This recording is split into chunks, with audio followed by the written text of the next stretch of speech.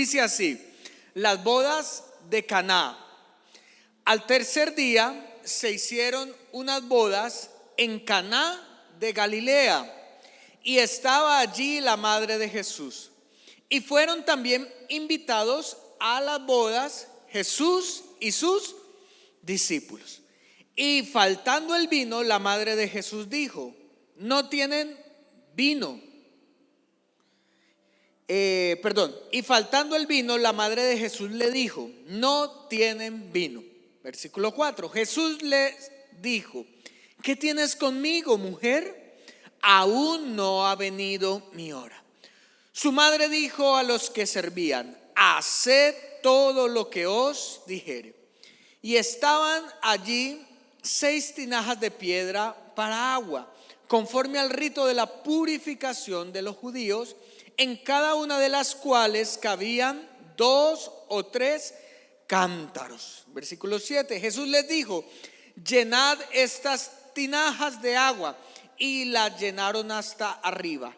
Entonces les dijo: sacad ahora y llevadlo al maestresala. Y se lo llevaron.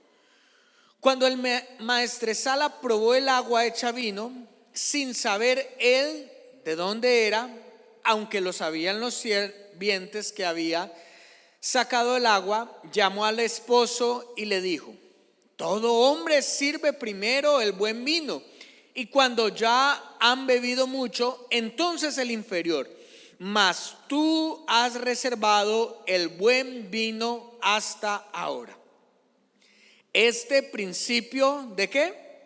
Señales. Tenga esa palabra en cuenta. Este principio de señales hizo Jesús en Caná de Galilea y manifestó su gloria, y sus discípulos creyeron en él. Cierre sus ojos y oremos a Dios para que nos hable. Padre, en el nombre de Jesús, hemos adorado, hemos orado a ti, y ahora vamos a escuchar tu palabra, vamos a escuchar tu voz. Háblanos, Señor. No queremos que tu palabra venga vacía a nosotros, sino que con tu poder llene nuestra mente, nos dé dirección y nos enseñe cuál es tu voluntad.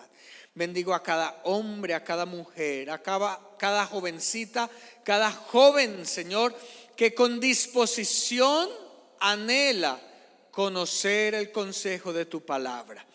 Reprendemos todo lo malo y prestamos mucha atención a lo que tienes para nosotros. En el nombre de nuestro Señor Jesucristo nosotros lo pedimos, y la iglesia dice amén. Muy bien, estudiemos entonces este primer milagro que Jesucristo hizo. Ahora, quiero empezar diciendo que el autor de este relato fue el apóstol Juan.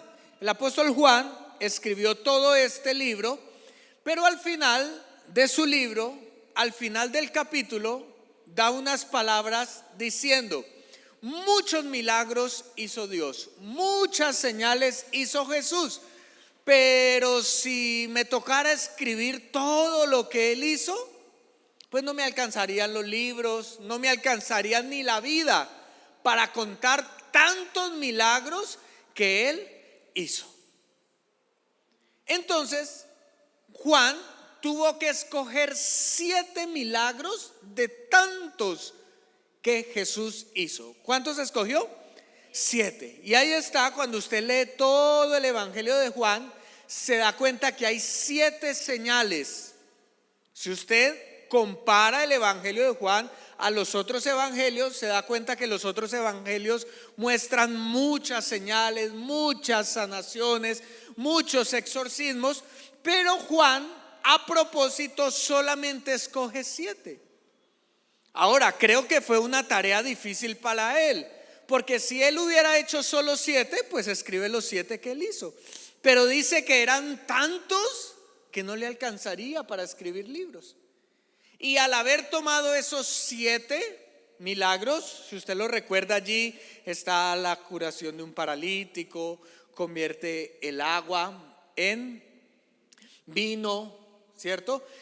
7. Ahora le toca escoger con cuál empezar. Para llamar la atención de nosotros los lectores. De esos 7 ahora tiene que decir, ahora tengo que escoger el primero, el que va a abrir mi evangelio, la primera señal de Jesucristo. Y se le da al autor de las escrituras, al autor del libro de Juan, decir, voy a empezar con el milagro de la transformación del agua con el vino. Qué difícil elección. Es un milagro muy polémico, si me lo permite decir, porque quizás si hay alguno acá borracho, que le guste el vino, que le guste la fiesta, dice, ese es el Dios que yo me merezco. ¡Wow! Imagínese, yo quiero llevar a Jesús a todas las fiestas. Pero estoy seguro que más que hablar del vino, el apóstol Juan quiere enseñarnos por qué escogió esa señal. Y más adelante le voy a decir el título de esta enseñanza. Pero yo quiero que usted entienda por qué el primer milagro que Juan escogió para su evangelio fue la conversión del agua en vino.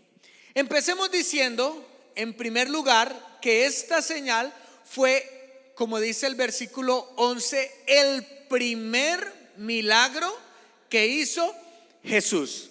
Lea conmigo el versículo 11, dice, este principio de señales hizo Jesús en Caná de Galilea. El primer milagro que hizo Jesús. Ahora, nosotros, ¿cómo llamamos en nuestro lenguaje cristiano a lo primero que hacemos y dedicamos a Dios? Las primicias. En otras palabras, esta era la primicia del ministerio de Jesús. Era lo primero que él iba a dar para conocerse ante todo el pueblo judío. Y vaya qué gran milagro que hizo. Ahora, quisiera empezar haciendo una pregunta para que usted piense. Yo quiero que usted se coloque en el lugar de un estudiante de la palabra de Dios. ¿Por qué Jesús no había hecho milagros antes? ¿Por qué este fue el primero? ¿Por qué no había hecho señales antes, sino hasta los 30 años en un matrimonio, convirtiendo el agua en vino? Fue su primera aparición en la puesta de escena de los milagros. ¿Qué hacía que Jesús antes no hiciera más milagros? Y recuerdo yo que en Semana Santa veíamos las películas de Jesús. Y había una película que mostraban a Jesús como niño, ¿cierto? Y que llegó un perrito de la calle, así huérfano, a pedirle comida. Y como Jesús no tenía, entonces trajo un tarrito de agua y se lo puso al perrito y oró y convirtió el agua en la leche. ¡Mentira! Juan está diciendo que el primer milagro de Jesús fue convertir el agua en vino. Es decir, que Jesús antes oraba por los enfermos y no se sanaba. Oraba por la comida para que se multiplicara y no lo hacía, sino que este fue su primer milagro. ¿Y por qué? La respuesta, según nos narran los evangelios, fue porque aún no estaba sobre él el Espíritu Santo. Le faltaba a él ser lleno del Espíritu Santo para tener el poder de hacer milagros. Dicen los otros evangelios que él se mandó bautizar, como todo creyente. Después de mandarse a bautizar, se fue al desierto y ayunó. Y después de que ayunó, ¿cuántos días? 40 días vino sobre él el Espíritu Santo. Fue lleno del Espíritu Santo y luego lo invitaron a la boda. Y estando en la boda hizo su primer milagro. Y esto nos enseña que ahora él podía manifestar la gloria de un hijo de Dios lleno del Espíritu Santo. Así que si tú quieres ver milagros en tu vida, tú tienes que ser un creyente ¿qué? Lleno del Espíritu Santo. Si él, siendo Dios, necesitó el poder y la llenura del Espíritu Santo para hacer milagros, ¿cuánto más nosotros necesitamos la llenura del Espíritu Santo? ¿Cuánto más necesitamos de su poder para hacer señales como las que Él hizo? Y hago la pregunta en esta mañana: ¿cuántos quieren ver milagros en su vida? ¿Cuántos quieren que Dios los use para hacer milagros? Hay que estar llenos del Espíritu Santo. Ahora le hago una segunda pregunta para que usted se meta en la historia. Ustedes son buenos estudiantes de la Biblia y han leído los milagros que hizo Jesús. Muchos milagros están escritos en la Biblia de los que hizo Jesús. Si usted hubiera sido Jesús y usted le hubiera tocado escoger el primer milagro, ¿qué milagro hubiera hecho usted? De todos los que conocen la Biblia. A ver, piénselo por un momento y quiero escucharle. De todos esos milagros de sanación, de liberación, de multiplicación, de liberación, ¿qué milagro hubiera escogido usted para que fuera el primero? Hubiera resucitado a una persona, ¿cierto? Uy, si inicio resucitando, esto va a estar bueno. ¿Qué otro?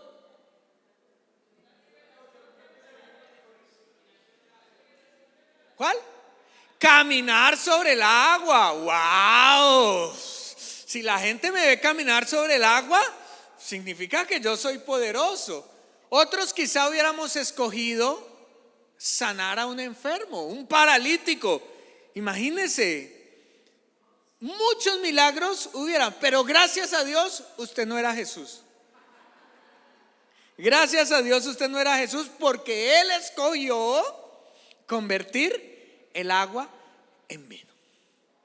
Dicen aquellos que estudian la conducta de las personas que nosotros, los seres humanos, tenemos tres tipos de necesidades. Tres tipos de necesidades. Las primeras, que son las necesidades básicas o primarias, son aquellas que necesitamos urgentemente para poder vivir. Si no satisfacemos esas necesidades, morimos. ¿Cuáles creen ustedes que son las necesidades primarias? Bueno, la comida no es una necesidad primaria. Usted puede vivir hasta 40 días sin comer y no le va a pasar.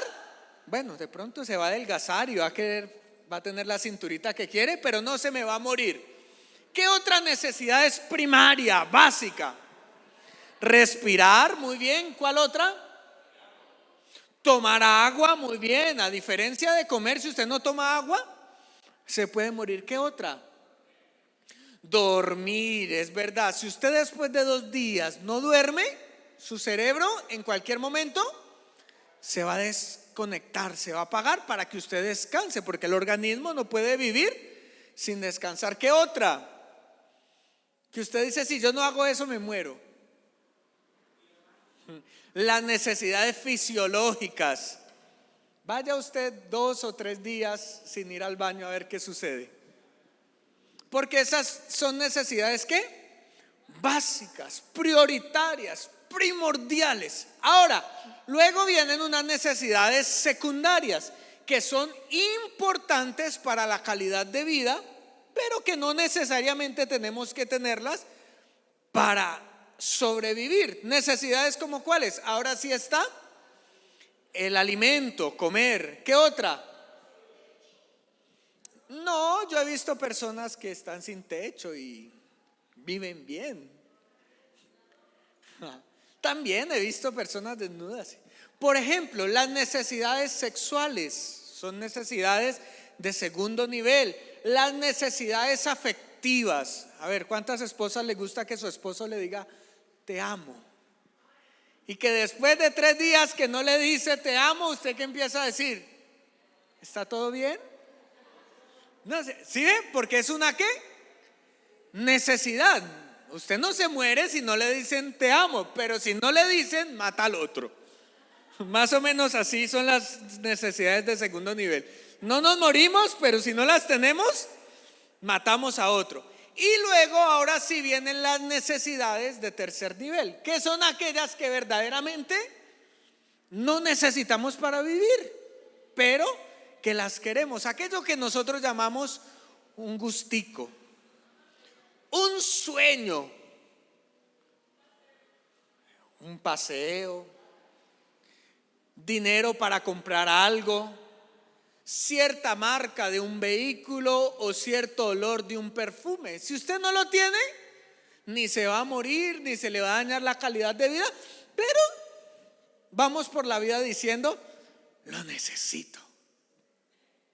Ahora, entendiendo esto, el vino es una necesidad primaria, secundaria o terciaria. Terciaria. Es una necesidad terciaria. Y quiero ilustrárselo de esta manera. Si usted tuviera 20,000 pesos en su bolsillo y tuviera un hijo enfermo que necesita un medicamento, la nevera vacía y ganas de ver una película en el cine, ¿cuál de las tres usted escogería para gastar ese billete? Algunos dicen el cine, pastor, el cine. Cine, ¿cierto? Pero creo que la mayoría de los que son prudentes dirían o el medicamento o comprar la comidita para el día. Jesús escogió ir al cine.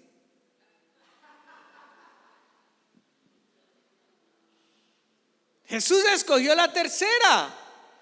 ¿Qué nos enseña esto, mi hermano? Y es lo primero que le quiero decir. Jesús satisfació no una necesidad básica. Él en su primer milagro dio un lujo, un exceso. Y si Él puede traer lujos a nuestra vida, ¿cuánto más lo hará con nuestras necesidades urgentes? Con aquello que tú estás pidiendo, que tú estás orando, con aquello que verdaderamente necesitas para tu vida. Quizá aquello que es importante para ti. Si Él tiene la capacidad de dar lo que es en exceso, de dar lo que es el lujo, ¿cuánto más no cuidará de nosotros que somos sus hijos con nuestras necesidades básicas? Así que déjame decirte que en este año la Biblia dice que no te faltará la salud, no te faltará la provisión, no te faltará para pagar tus obligaciones, y aún así, después de que tengas todo lo que es necesario, Dios podrá darte aquello que es un sueño inalcanzable para ti. Eso que parece un lujo, eso que tú dices, si yo tuviera tal trabajo, Dios también tiene la capacidad para dártelo, porque Él es un Dios que suple nuestras necesidades.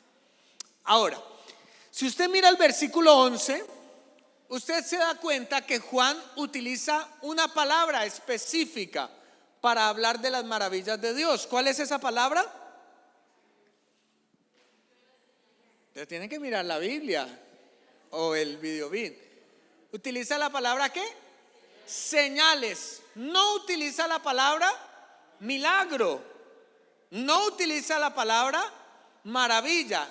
Adrede, Juan utiliza la palabra señales. ¿Por qué utiliza una palabra señales? Ya le dije, Él escogió solamente 7 milagros para convertirlos en señales. ¿Qué es una señal? Una señal es algo que nos muestra algo, que nos advierte de algo, que nos protege de un peligro, que no es lo que está enfrente de nosotros, sino el significado que tiene alrededor de esa señal. Es por eso que la predicación en esta mañana se llama el poder de la excelencia. Esa es la señal. Más que cambiar el agua por el vino y hacer felices a unas personas en una fiesta, la verdadera señal que está detrás del milagro es que Dios quiere mostrarnos el poder de la ¿qué? Excelencia. Juan el apóstol tiene un propósito al escribir su carta para nosotros, y el propósito de Juan, por la cual utiliza todos sus 20 y tantos capítulos, es dejar claro que Jesucristo es el Hijo de Dios. Ese es el propósito de Juan. Cada vez que usted lea el Evangelio de Juan, usted tiene que tener en claro que cada señal se hizo con el objetivo de demostrar que Jesús era el Hijo de Dios y que Él tiene el poder para hacer las cosas que los hombres normales no pueden hacer. Es decir, que el milagro no está en cambiar el agua en vino. Porque mire, pensemos en el relato. ¿Traer vino a una fiesta es fácil o difícil? Fácil. Es más, si la fiesta fuera hoy o mañana, cualquiera de los que estamos acá que tengamos más de 18 años, podemos ir a un supermercado, comprar muchos vinos y llevarlo a una fiesta. Así que el milagro no, aunque es algo sobrenatural, no es transformar el agua en vino.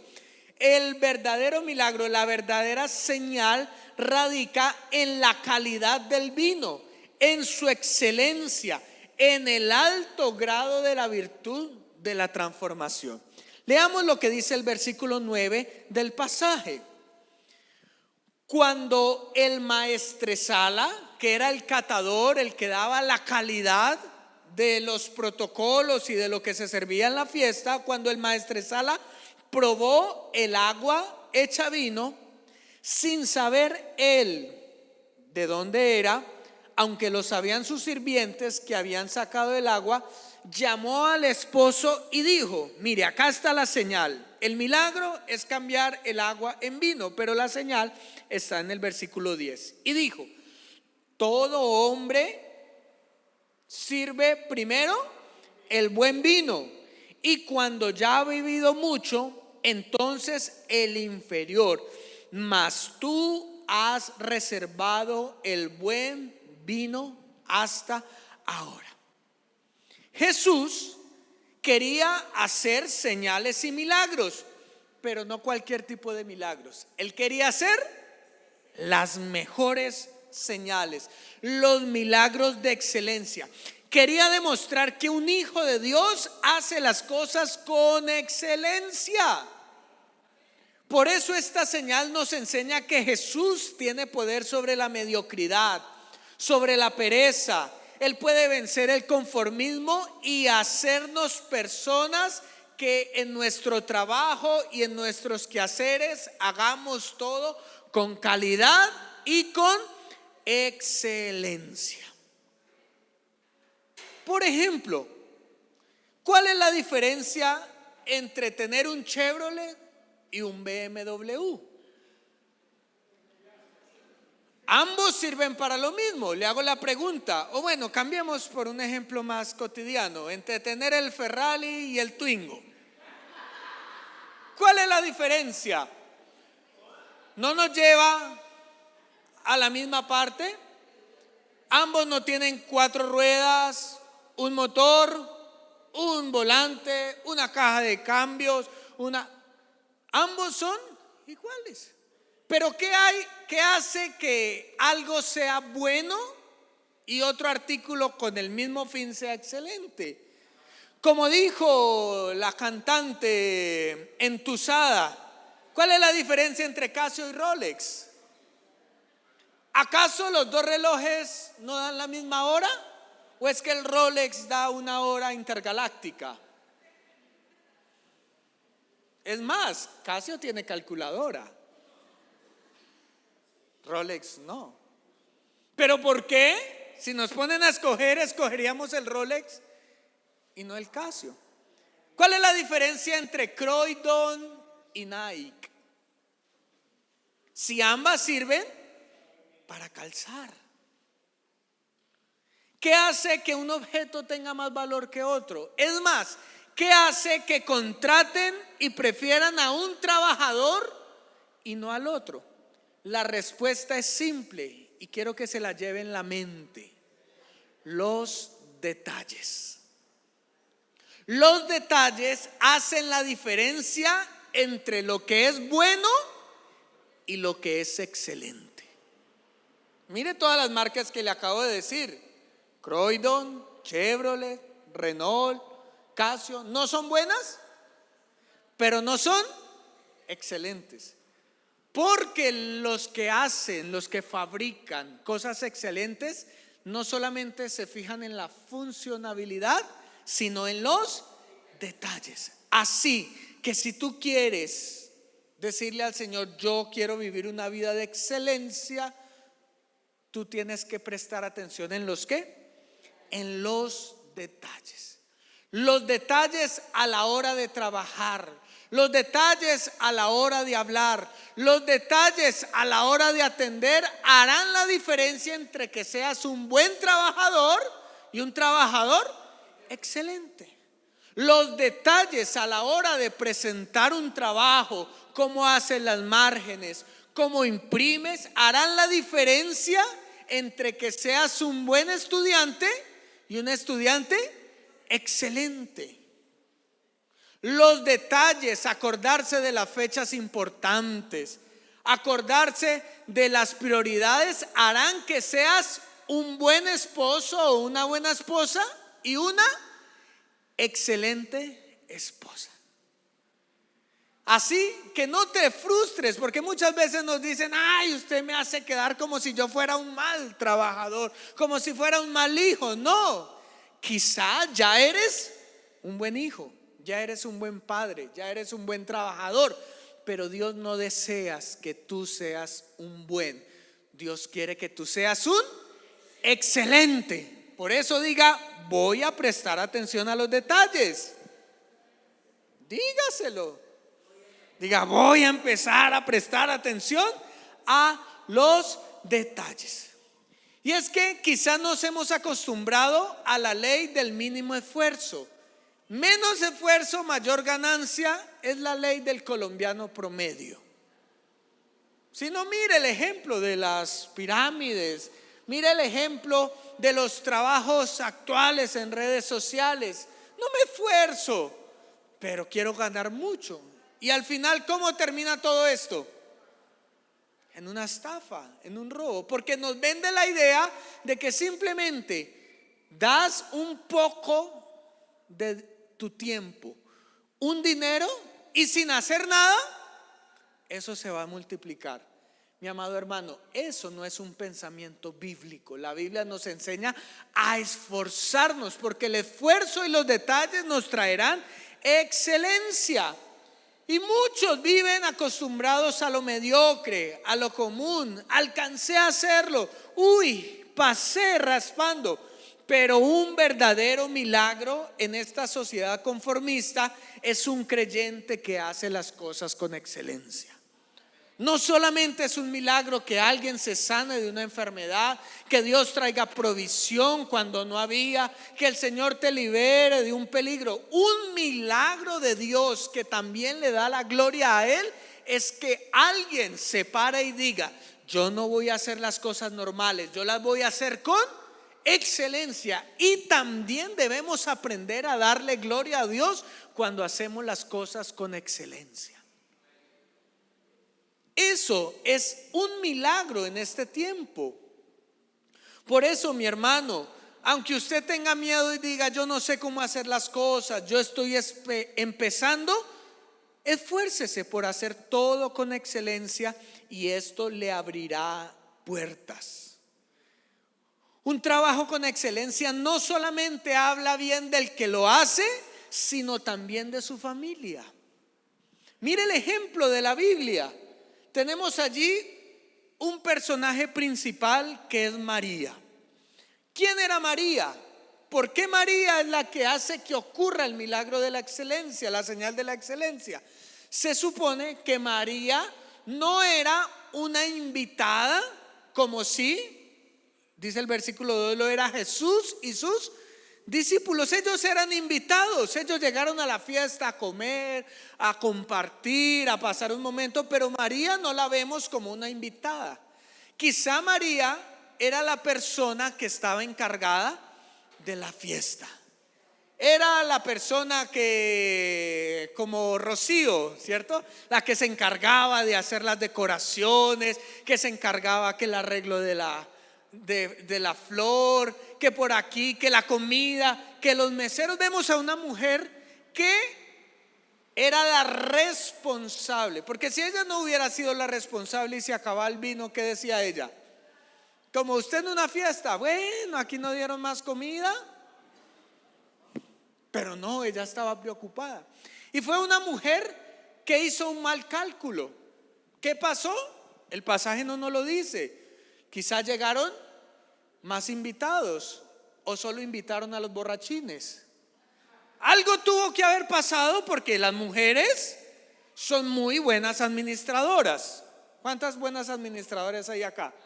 ¿Cierto? Por eso es que así las mujeres cuando sirven la comida alcanza para todos, ¿cierto? Mientras que si sirve uno, otro sale con una presa más grande, otro sale sin patacones. Pero las mujeres son muy buenas. Pero se salió de sus manos y ella dijo: tengo que solucionar esto, tengo que hacer que haya vino. Y como buena madre, cuando tiene problemas, ¿qué hace? Pues llama a su hijo: Jesús, venga para acá. Ahora no, mamá, que estoy acá en la fiesta. Jesús, venga para acá. No, mamá, que estamos acá comiendo. Me viene para acá ya. ¿Qué pasó, mamá? Se me acabó el vino.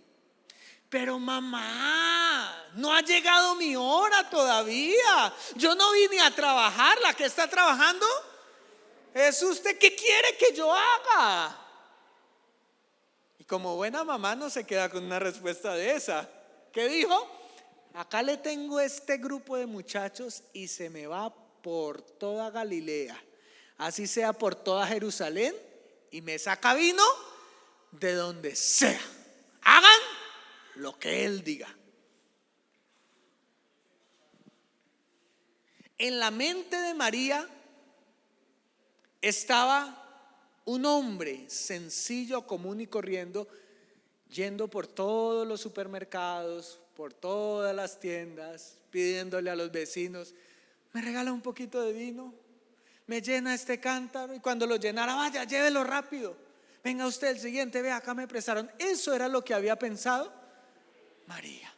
Pero gracias a Dios que nos enseña la excelencia a través de Jesucristo.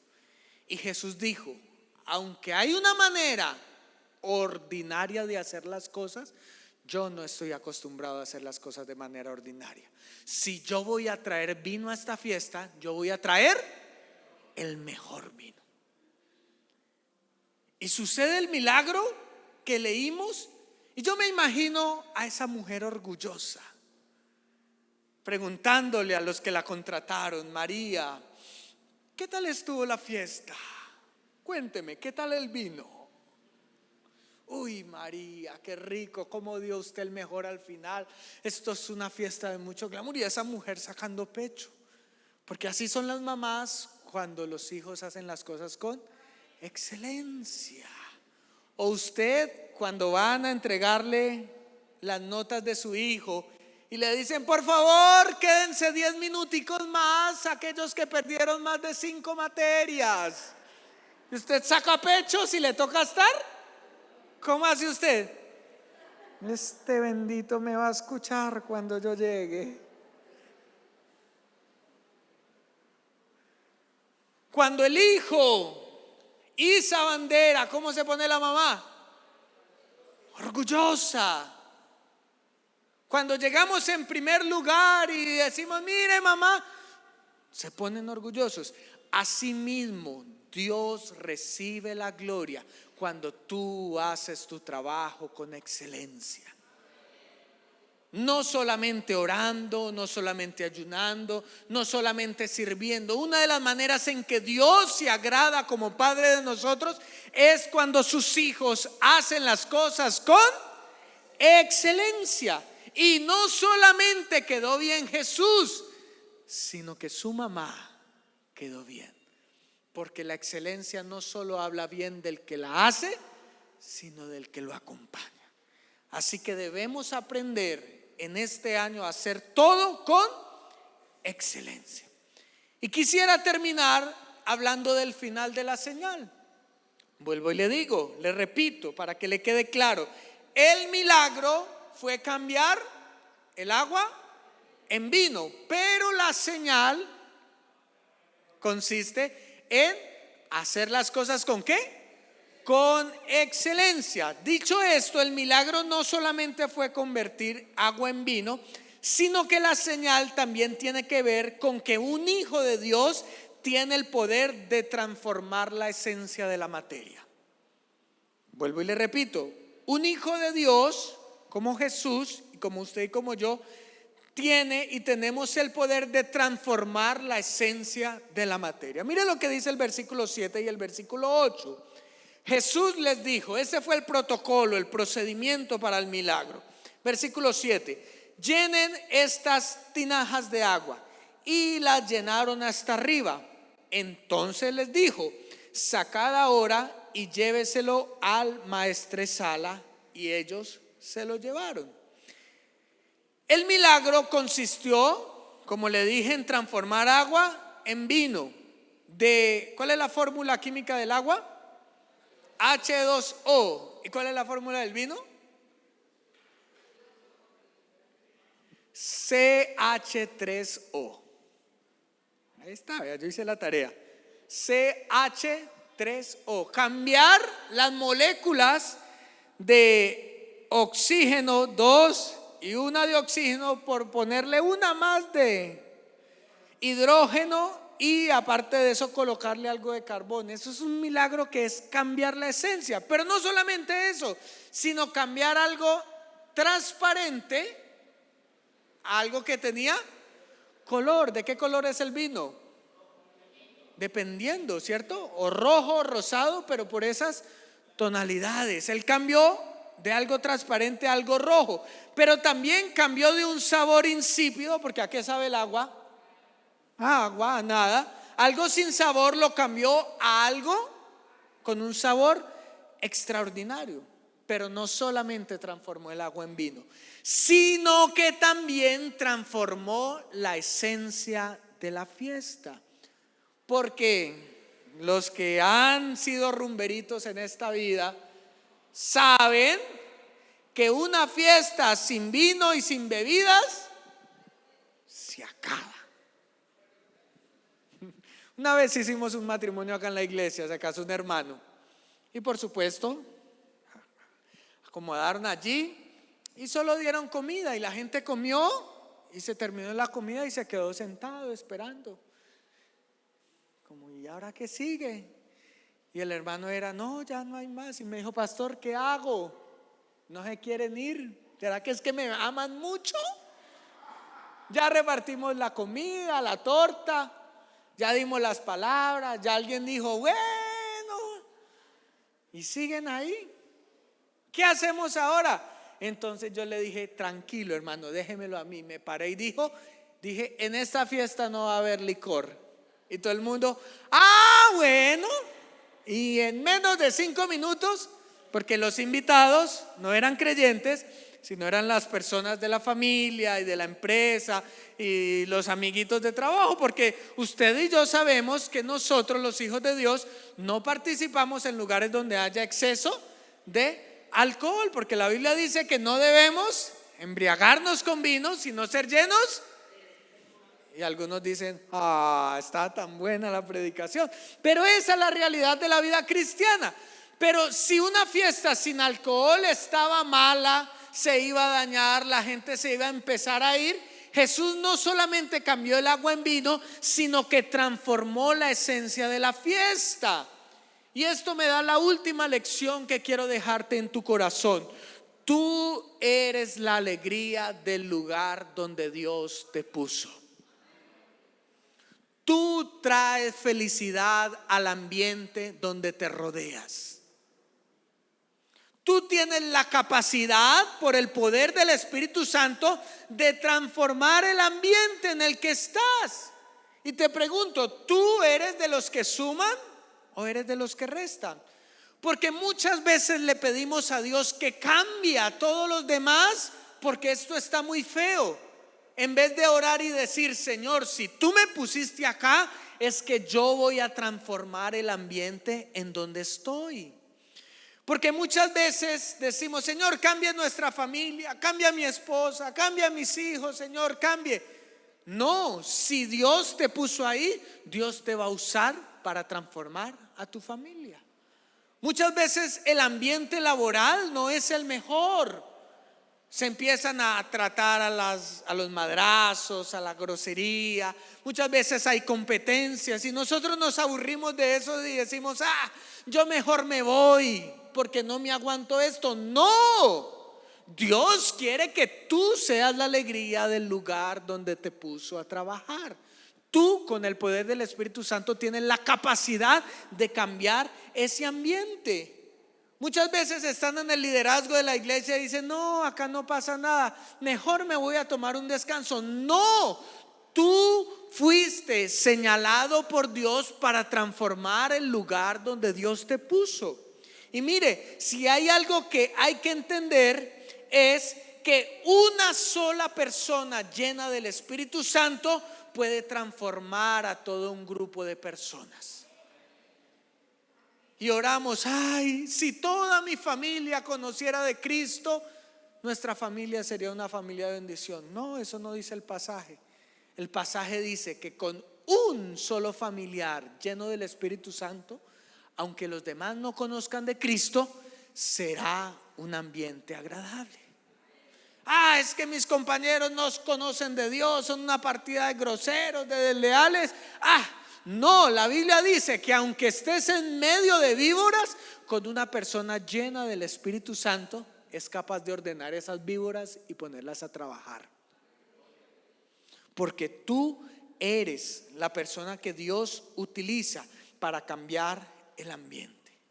Así que, mi hermano, si tú aprendes a trabajar con excelencia, a ser una persona llena del Espíritu Santo, prepárate, porque los milagros y las señales van a ocurrir en las personas que te rodean.